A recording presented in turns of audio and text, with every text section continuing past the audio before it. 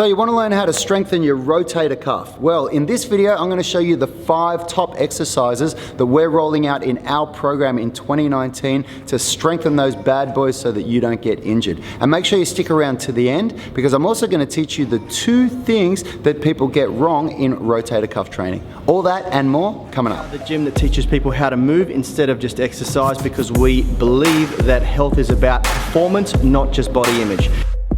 Hi, in case we haven't met, my name is Rad Burmeister, co-creator of the Foundation Movement System and Unity Gym, where health is measured by the way your body performs and feels, not just the way you look, and where we teach you how to nourish and move instead of diet and exercise. Now in this video, I'm going to teach you everything that you need to know about strengthening your rotator cuff. So the first thing we need to talk about with rotator cuff health and strength is mobility. If you don't have a good level of mobility in your shoulders, then all of this work is not really going to fix your problems. You really need to create a high level of mobility. So we need mobility for rehabilitating injuries, we need mobility for preventing injuries, and we need mobility for performance. See, if you've got really tight shoulders and forward rounded shoulders, then you're going to be getting impingement on muscles and on tendons in the shoulder girdle, and that's going to be adding to any risk of injury that you have or preventing you from healing any injuries. And it's pretty obvious why you need mobility if you want to perform. If you can't get your arms above your head, or if you can't do good external and internal rotation and all the other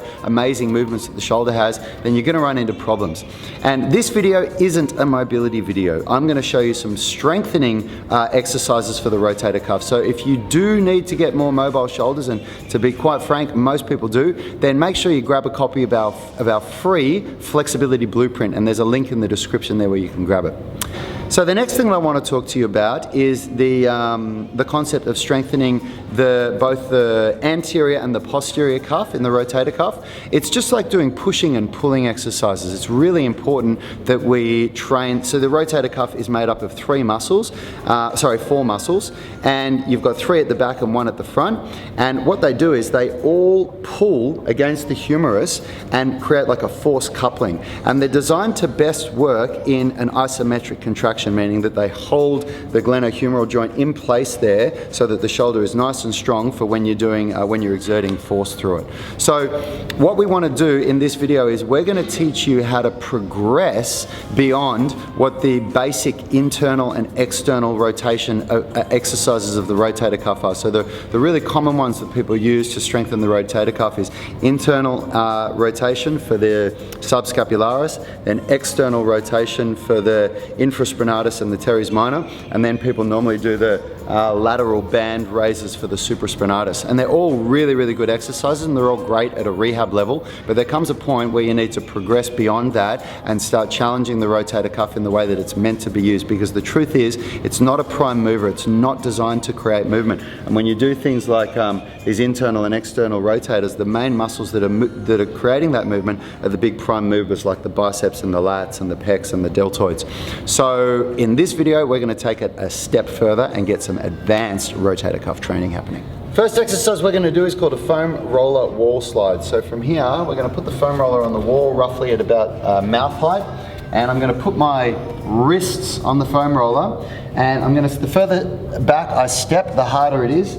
Now I'm going to create a posterior pelvic tilt by tensing my glutes and sucking my stomach in, squeeze my elbows in and keep my hands out. So the idea is that from my fingertip to my elbow should be vertical, and I'm just going to go as far as I can without losing that. Now, the big mistake that people make with this is that they just go like this, and they tell me they're not feeling anything. And you look at it, the elbows are going out, the hands are coming in, and that is not strengthening the rotator cuff at all. So it's very important that you keep your elbows in and hands out, keep that posterior pelvic tilt on. And for me, even just to there, that's murder. I feel the muscles in the back of my shoulder, my rotator cuff, they're on fire. And what we're doing here is, this is an isometric contraction for the rotator cuff. So yes, there's movement, of course, but it's such a slow amount of movement that the rotator cuff is working in isometric contraction, which is the way that the rotator cuff is designed to work. So this is a real killer to progress from your external and internal rotation and your lateral raises.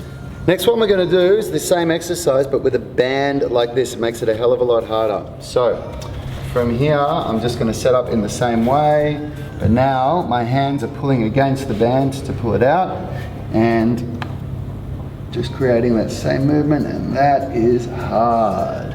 You can really feel that. If you're doing it properly, if you're pulling your hands out and keeping the elbows in and keeping that posterior pelvic tilt, that is brutal. So both of those versions, you want to do between 6 to 8 reps, 3 sets. The next one's called a wall slide, and what we're going to do here is I'm just going to slide my hands up as high as I can get them and then slide them down, but the whole time what I'm trying to do is keep my lower back firmly against the wall, my head against the wall, my forearm and wrist against the wall. It's very important that you'll get to a point where you can't go any lower unless your hands come off the wall. You don't go beyond that point, okay? So you're trying to get down as low as you can, but whilst keeping your wrists and forearms and lower back on the wall at all times. If you can't do that, if you can't get your lower back, wrists and forearms against the wall, then you're going to turn your hands this way, and all you're focusing on now is your lower back and your thumbs being on the wall, okay? And it's the same thing. So that one again, 6 to 8 reps for 3 sets. So next one we're going to do is with the dowel rod for the rotator cuff. So from here you're going to hold in a supinated grip, and we're going to get that posterior pelvic tilt going, keep the head up, and we're going to lift those arms up as high as you can get them, hold it for a second and then back down. Okay, so I'm trying to keep my posterior pelvic tilt, keeping my head up, lifting my shoulders up as high as I can get them, and then back down. Now, the closer your hands are together, the harder this is. So for people that aren't that flexible, you're going to have your hands out here, and anybody that's really flexible, you can get your hands right in. Okay? So it's to do with flexibility and strength. So that one again, you want to do 8 to 10 reps with that one for 3 sets. You also want to progressively overload with weight on this stick. So you can start with just 1 or 2 kilos. You put a little weight plate on there, and then you can progress up to 4, 5, 6 kilos. So the last thing that we're going to do is some trigger point release with these little physio balls. This is a big thing that we talk about in the flexibility blueprint. So again, if you haven't got that, download your free copy. And basically, the rotator cuff, if you do all this work and if you're doing calisthenics and overhead work, it gets really overworked. And what we need to do is to try to release a lot of those metabolic byproducts back into the system through the lymphatic system. And a really good way to do that is with trigger point release like this. So we're going to do anterior and posterior.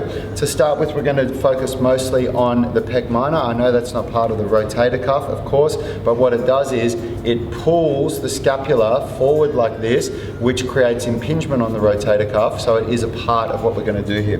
Then we're going to move into the deltoids, working at the front of the deltoid here, and then you can come onto the medial deltoid, and then we're going to come around the back to the posterior, and you're going to be working on where the rotator cuff comes from the humerus and comes back down into the scapula there, and working on the different lines for the different heights of the rotator cuff, and also down onto the lat as well. We want to do the insertions of the lat.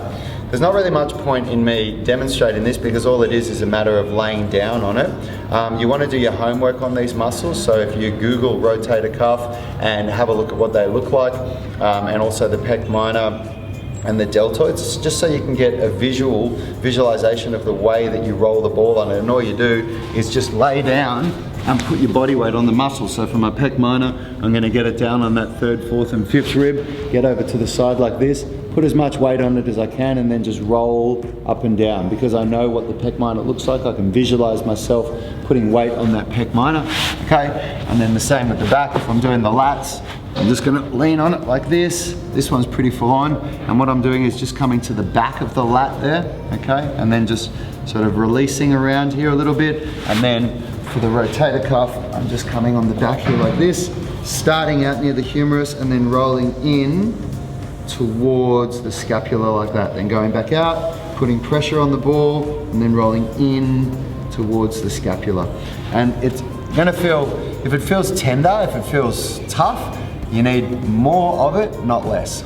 So the 2 biggest mistakes that people make when training their rotator cuff is, number 1 is that they use foam rollers instead of physio balls or rumble rollers for trigger point release.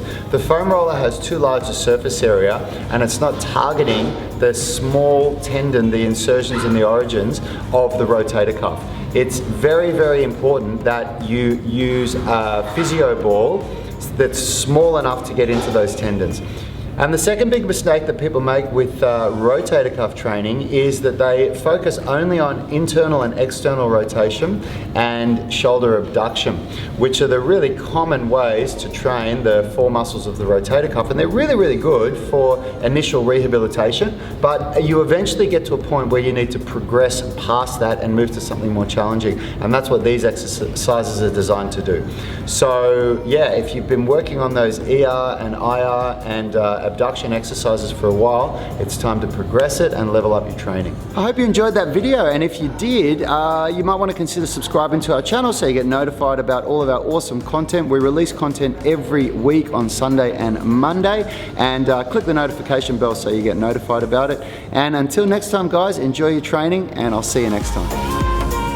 Hi, in case we haven't met, my name's Rad Burmeister, co-founder of people make is that they And pulling. I thought that's a good analogy to drive home.